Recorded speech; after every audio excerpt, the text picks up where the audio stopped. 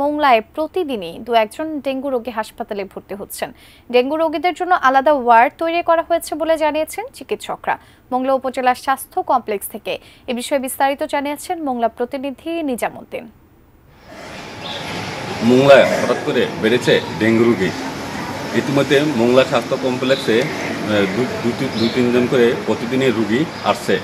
এখন পর্যন্ত মোংলা স্বাস্থ্য কমপ্লেক্সে দুজন ডেঙ্গু রোগী ভর্তি রয়েছেন।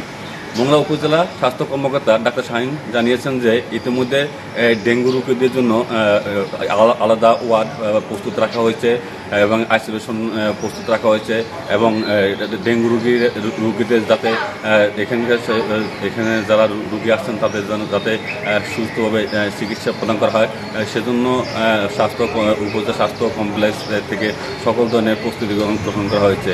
তবে এই সপ্তাহে প্রায় যে 7 থেকে 8 জন ডেঙ্গু রোগী এসেছিল, তার মধ্যে 5 জন ছাড়পত্র নিয়ে তাদের বাড়িতে ফিরে গেছে।